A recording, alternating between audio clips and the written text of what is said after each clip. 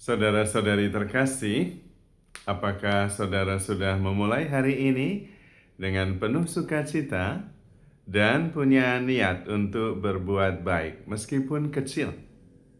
Semoga Tuhan memberkati niat baik saudara. Mari kita hidup sepenuhnya, karena hidup itu luar biasa. Kita seringkali mendengar bahwa Roh Kudus akan memimpin kita kepada seluruh kebenaran. Roh Kudus akan mengajarkan segala sesuatu. Dan Tuhan mengatakan, kamulah bait Roh Kudus itu.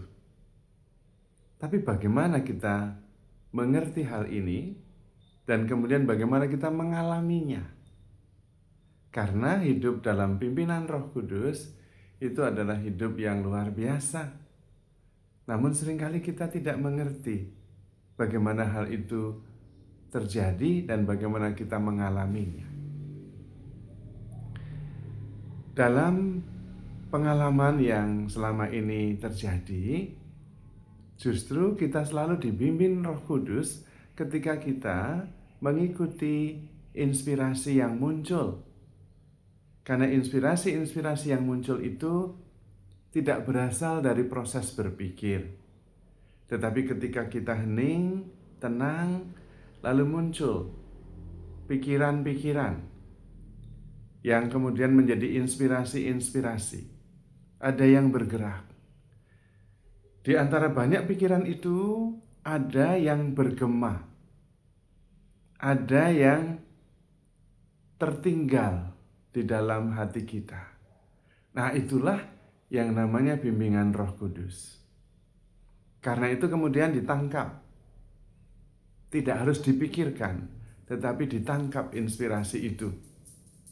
Kemudian menjadi dasar renungan untuk bisa menjadi dasar juga untuk bertindak. Nah, itulah yang namanya dipimpin oleh Roh Kudus. Tetapi inspirasi yang berasal dari Roh Kudus itu, namanya juga dari Roh Kudus, bukan berasal dari proses berpikir. Malah yang paling penting justru kita sadar dan mengurangi pikiran-pikiran, mengurangi berpikir. Berpikir adalah memikirkan pikiran.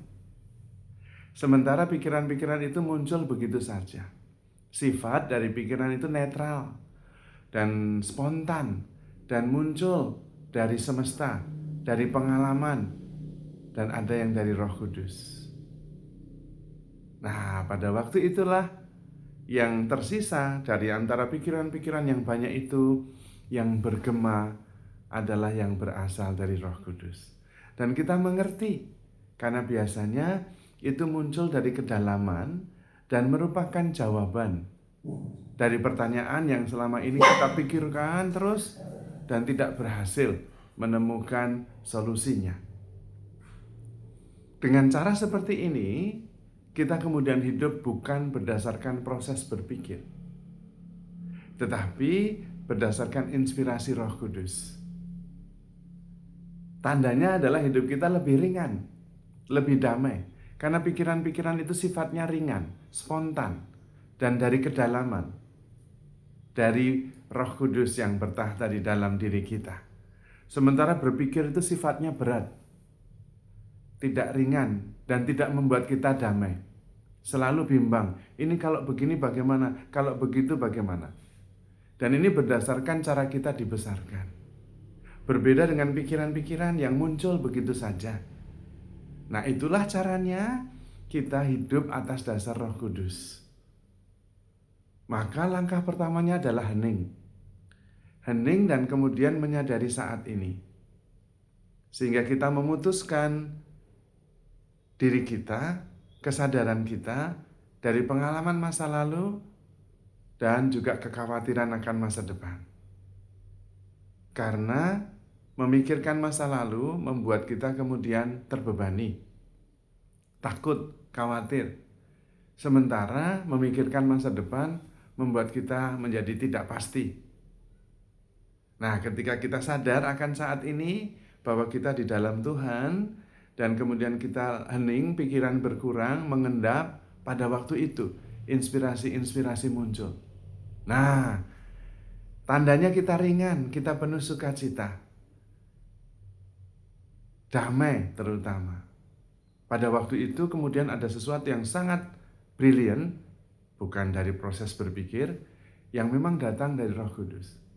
Itu ditangkap dan itu kemudian dimasukkan ke dalam hati, supaya kemudian di dalam hati kita itu terjadi proses pengendapan. Lalu itu yang kita ikuti, bukan proses berpikir. Kalau kemudian kita menjadi berat, menjadi ragu, menjadi bimbang, galau, itu pasti bukan dari Roh Kudus. Tetapi kalau kita kemudian tenang, damai, sesudah memilih salah satu inspirasi yang muncul dari kedalaman, dari keheningan, pasti itu dari Roh Kudus. Dan kemudian kita menjalaninya dengan ringan, dengan penuh sukacita, karena itu pasti berhasil. Itulah yang dimaksudkan dengan firman bahwa Roh Kudus akan mengajarkan segala kebenaran. Tetapi memang yang dibutuhkan dari pihak kita adalah membuka diri lebar-lebar.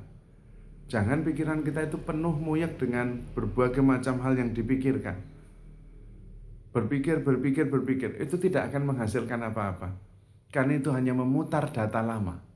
Inspirasi tidak muncul dari proses berpikir, tetapi dari keheningan, dari keterbukaan, dari kedamaian, dari ketenangan. Maka dengan berlatih, hening, kemudian tenang, pikiran-pikiran lebih mengendap, pada waktu itu ada begitu banyak inspirasi. Dan inspirasi-inspirasi itu biasanya sifatnya kreatif dan membawa solusi. Dan karena itu selalu positif, karena berasal dari Roh Kudus. Dengan berlatih, pelan-pelan kita akan menjadi terbiasa. Tetapi itu berarti kita harus mengendapkan, mengurangi banyak pikiran. Itu seperti gelas yang kotor, jangan diaduk terus. Dibiarkan tenang, hening, mengendap, lalu kemudian menjadi jernih. Ketika jernih, kita akan menyaksikan dan melihat begitu banyak ide-ide kreatif yang bisa kita pilih. Pada waktu itu juga kita tidak dikendalikan oleh pikiran, tetapi kita bisa memilih pikiran-pikiran sebagai inspirasi yang muncul dan membawa solusi, bahkan melebihi yang bisa dihasilkan dari proses berpikir. Maka sebetulnya tidak berpikir itu malah bagus. Hening dan kemudian mengalami proses inspirasi itu muncul dan membiasakan diri, kemudian kita memilih mana yang memang bergema, yang itu memang berasal dari Roh Kudus, tandanya adalah positif, dan kita selalu merasa damai.